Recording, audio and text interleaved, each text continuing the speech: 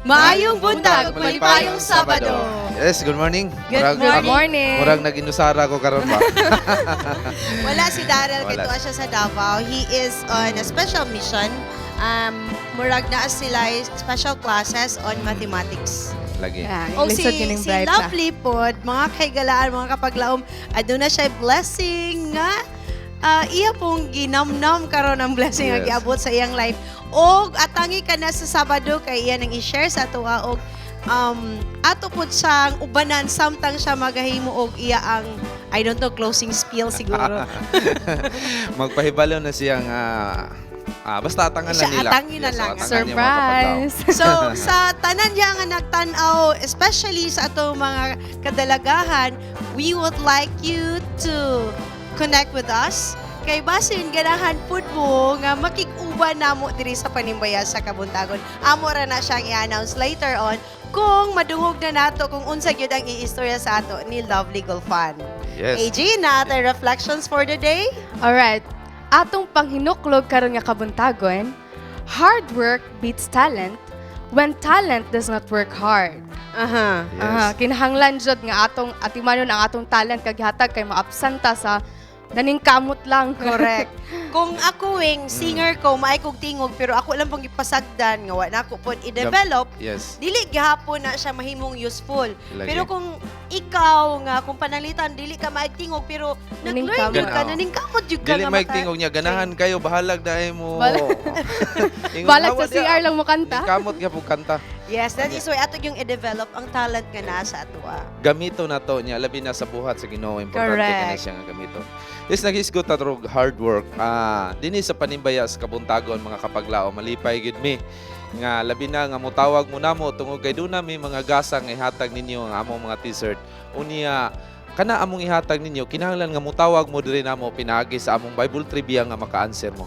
So Yes. karon nga Kabuntagon atong atong- Bible trivia ato kini nga ipagawas og tawag mo ug inyo kini nga mabasa. Yes, the first Bible trivia Okay, question. AG. AG. Go EJ. Alright. What was the subject of King Nebuchadnezzar troubling dream?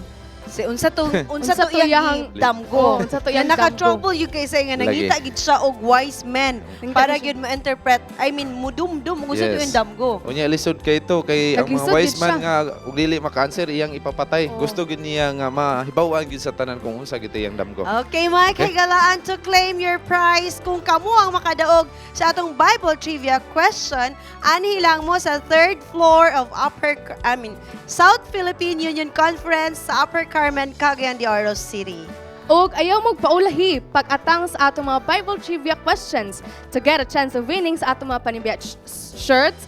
You can call the number flash in your screens and you can use that number too to greet your friends. Yes, mga kapaglaom, kung doon na mo mga higala, pamilya abroad, pwede ninyo sila makauban pinaagi sa atong live streaming. Link nga makita sa atong mga screen. Unya, pahibala sila ug atong mga labas nga mga balita dinhi sa ato nga palibot.